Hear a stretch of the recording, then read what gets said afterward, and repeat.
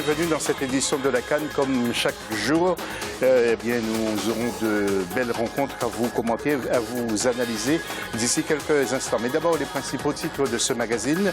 Le retour ou un retour sur le match Côte d'Ivoire-Togo. D'ici quelques instants, voilà donc les premières images. Ensuite, nous parlerons également de ce match qui s'est terminé également entre la RDC et le Maroc. Le match qui était indécis. Et puis le programme de ce mardi 17 janvier 2017 en groupe D dans le cadre de ce premier tour. Parmi nos invités, nous avons Mo Richemont Guy Armand. Plusieurs noms composés. Mo, bonsoir. Bonsoir, bonjour José. Oui. Bonsoir. Mo, vous êtes agent de joueurs, vous êtes organisateur aussi de grandes manifestations sportives. Oui, j'organise des événements sportifs pour l'association Un Terrain pour tous qui se bat pour les infrastructures sportives en Afrique. Et aussi, je suis conseiller de quelques sportifs de joueurs africains. Voilà, il y a Patrice Loco qui nous fait l'honneur d'être avec nous, cet ancien grand joueur, grand attaquant de Nantes, du FC Nantes et du Paris Saint-Germain. Bonsoir Patrice. Bonsoir.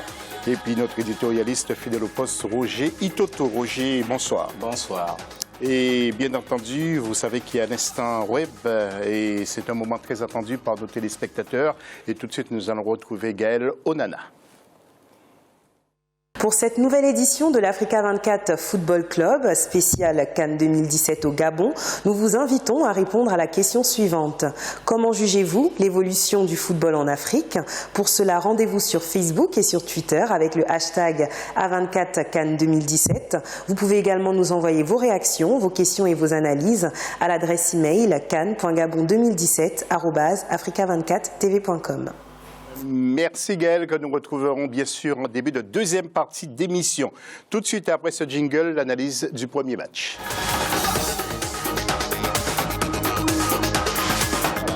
Premier match et pour commencer avec les images, un extrait de ce match entre la Côte d'Ivoire et le Togo qui s'est terminé par un score vierge 0-0. Très mauvais match surtout pour la Côte d'Ivoire, vous le savez, qui est le champion en titre et qui n'a pas produit le jeu qu'il fallait. Mais le Togo peut-être a également pris un ascendant psychologique sur ce match. Nous n'avons pas vu d'image, eh bien c'est dommage, voilà, qui arrive un peu tard.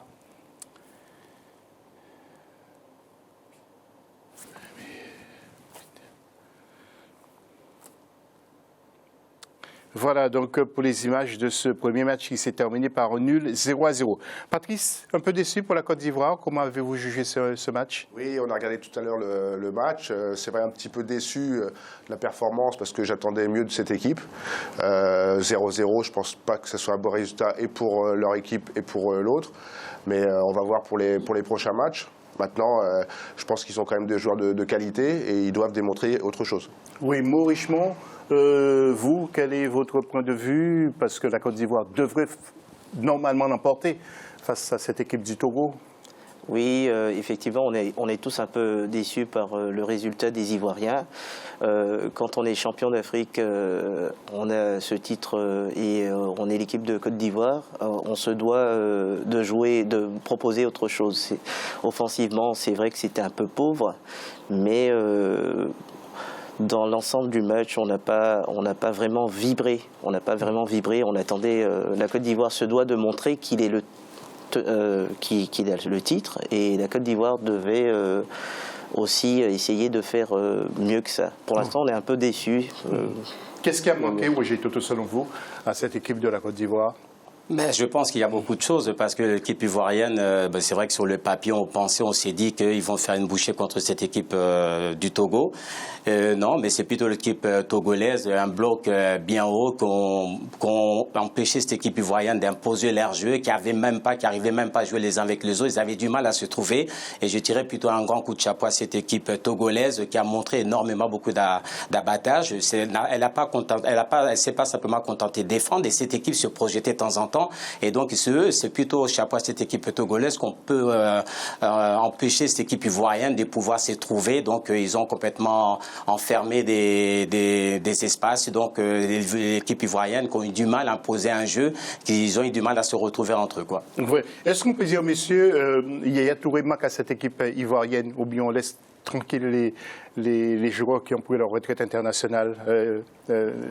Non, moi je pense que l'équipe de la Côte d'Ivoire a de très bons joueurs, des joueurs d'expérience. On connaît Kalou, les qualités que ce joueur a, mais il y a aussi de jeunes joueurs qui montent et qui se font remarquer en France notamment. Il y a le jeune Seri qui est très bon, et je pense que c'est des joueurs qui vont apporter à cette équipe. Mais je pense qu'il faut l'expérience. Les joueurs d'expérience de l'équipe doivent amener le groupe à faire de bons matchs. Et je pense que l'entraîneur est là, c'est un bon entraîneur, et je pense qu'on va les revoir beaucoup mieux pour le prochain match, j'en suis sûr. Oui, je suis d'accord, parce qu'il y a des équipes, bon là les Ivoiriens sont mal rentrés, bon, c'est un match nul, ils n'ont pas perdu. Et là maintenant, leur prochain match, il faudra que cette équipe ivoirienne démontre un autre visage et beaucoup plus d'envie, parce que là maintenant pour eux c'est une finale, ils sont obligés de faire un résultat pour leur prochain match. Mais vous avez quelques mots à rajouter, Mo? Moi je vais rejoindre Patrice en disant je suis d'accord avec tout le monde, mais je pense qu'aujourd'hui la Côte d'Ivoire doit revoir en fait l'effectif. Hein. Aujourd'hui, on a dit Kalou, il y a vraiment des cadres qui doivent encadrer, mais encadrer dans quel sens? Kalou n'est plus bon. Pour moi, Kalou, il a des atouts. Il a essayé de faire il a eu quelques ballons. Hein, mais on veut voir... Est-ce qu'il répond aujourd'hui aux engagements internationaux? Parce que maintenant, le football progresse tellement vite, ça va tellement vite. Même si en regardant les images de Patrice Loco d'aujourd'hui, alors qu'il a terminé sa carrière depuis combien de temps? 11 ans, ça jouera encore aussi vite. Mais j'ai l'impression que Kalou, il a toujours été en dents de scie, non? Pas votre oui, mais c'est un joueur qui fait partie des cadres. Donc après, c'est le rôle qu'on donne aux cadres. Est-ce que c'est pour encadrer les jeunes? Est-ce que c'est pour être sur le terrain tout le match? À mon avis, l'entraîneur a voulu faire jouer Kalou, qui est beaucoup critiqué, lui donner une chance. Je pense qu'il a bien commencé, mais sortir, je vais parler au niveau technique, hein, sortir Seri Jean-Michel pour faire entrer un milieu défensif comme Doucouré, ça n'a pas été un bon choix. Et je pense que les choix de l'entraîneur seront un peu discutés, parce que Wilfried Zaha, qui est un attaquant qui joue sur le côté, mais qui peut jouer en pointe, Kodja aujourd'hui, qui est un jeune joueur qui a signé dans un grand club, mais qui a tout à prouver, parce qu'aujourd'hui, un joueur marque 2-3 buts, et tout de suite on le compare à Drogba Didier. Et ça va un peu trop vite. Aujourd'hui, on a besoin de construire. Aujourd'hui, Seri Jean-Michel est quand même premier du championnat avec Nice, n'arrive pas à faire la même chose, produire la même chose. Ça, c'est quelque chose de complètement tactique. Oui, donc, alors...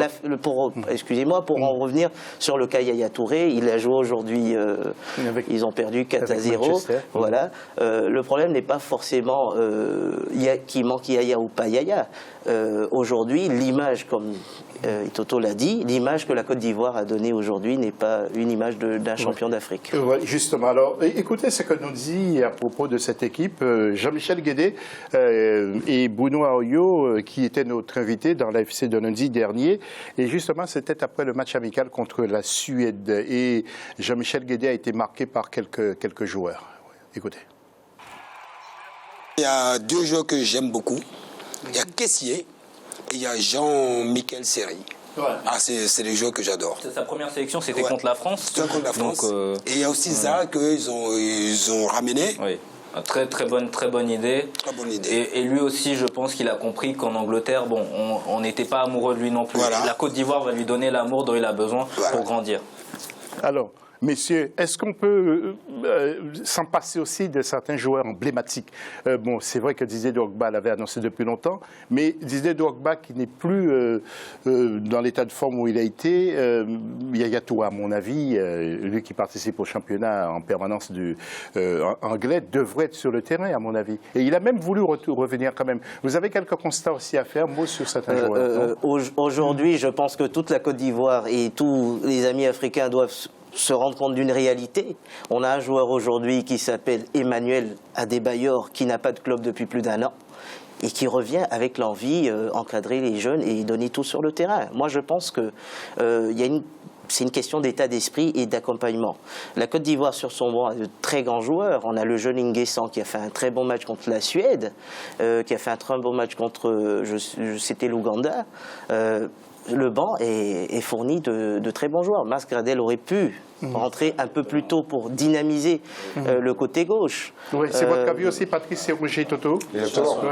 C'est étonnant par rapport à Gradel. Moi aussi, je pensais le voir. Bon, il rentre vers la fin, il restait 10 minutes de la fin. Et il a quand même essayé d'apporter, mais c'est un joueur qui est très important pour cette équipe ivoirienne qui sont en train de se chercher. Et je pense qu'il faut que les joueurs ils apprennent à rejouer ensemble en jouant à cette collectif, parce que la plupart, quand vous voyez des actions de joueurs ivoiriennes, chacun prenait le ballon, essayait de faire la différence. Et je ne sais pas comme ça que je pense que cette équipe ira plus loin. Oui. Est-ce que c'est pas un choix d'entraîneur aussi, parce que souvent les entraîneurs étrangers qui vont là-bas ont des adjoints du même pays. Est-ce que ça ne pose pas aussi un problème? Est-ce que Dussy ne s'est pas planté complètement, Patrice, sur le choix des joueurs? Parce qu'on parle de Gradel, on parle des... Oui, c'est vrai que... Il y a un agent ivoirien. Patrice, allez-y. Oui, c'est vrai que c'est quand même un très bon entraîneur qui sait former des joueurs, et c'est ce qu'il a fait en France. Aujourd'hui, il a de jeunes joueurs qui sont dans de bonnes équipes. On parle de Gradel, effectivement, je suis d'accord. Il a fait une très belle rentrée, un peu de temps, mais en tout cas, on a vu ce qu'il pouvait apporter. Moi, je connais Aurier, je le vois tout le temps au Paris Saint-Germain. C'est un joueur qui a beaucoup de talent, qui montre ses qualités au Paris Saint-Germain. C'est vrai qu'en sélection, pourquoi il ne fait pas autant qu'à Paris? Je me le demande. En tout cas, ce que j'ai vu aujourd'hui, il a fait quand même quelques centres très judicieux et il a pu avoir un but à un moment donné. Il met un super ballon. Donc voilà, il y a de bons joueurs, mais il faut les utiliser dans de bonnes conditions. Bon, vous voulez apporter une précision? Oui. L'adjoint de Dussy, c'est un Ivoirien. Oui, l'agent de Dussy, c'est Camara.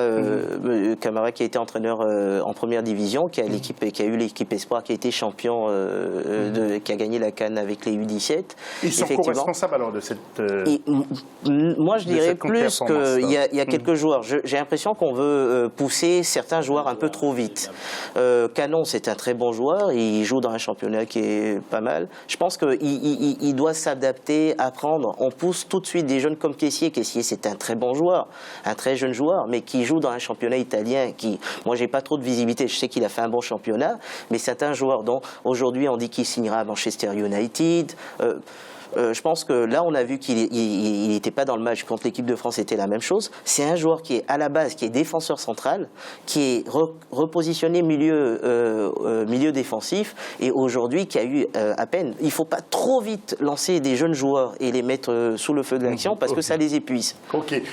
Roger, il faut quand même tirer un coup de chapeau à l'entraîneur Claude Leroy, parce qu'il ne s'agit pas non plus de parler de la Côte d'Ivoire était faible ou pas. Je pense aussi que le Togo a imposer son jeu, son rythme, mais psychologiquement, Claude Leroy, qui est un habitué, qui est un homme expérimenté aussi, est pour quelque chose dans ce match nul. Bien sûr, il faut tirer parce que les Togolais ont fait un très grand match. Ils n'ont pas contenté simplement de défendre. Donc, de temps en temps, ils avaient l'occasion de sortir. Ils sortaient très bien. Et regrouper, c'est vrai qu'il faut tirer un grand coup de chapeau.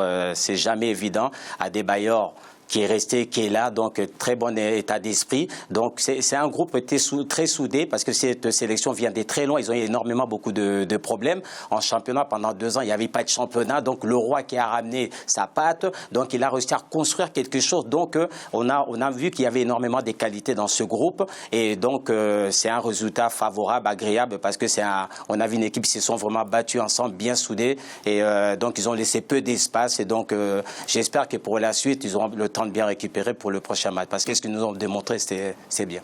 Merci Roger. Avant de mettre un terme à cette première partie de l'émission, juste un retour sur Algérie-Zimbabwe, 2 buts partout. Et comment Yacine Bouali, notre éditorialiste, voit-il le choc entre la Tunisie et justement l'Algérie le 19 janvier dans cette CAN? Sa réponse.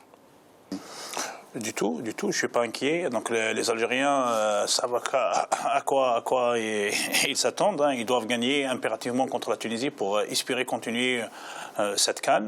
Donc le football, c'est quand on est sur le terrain, c'est pour gagner des matchs, ce n'est pas pour regarder l'adversaire marquer des buts. Aujourd'hui, Mahrez, je pense qu'il serait indispensable dans beaucoup de sélections au monde. Voilà, merci donc Yacine Bouali. Fin de la première partie de cette émission. On se retrouve juste après la pause pour la deuxième partie. Et là, nous allons parler de RDC Maroc. Et il y a certains qui ne sont pas très contents. Vous le verrez tout à l'heure.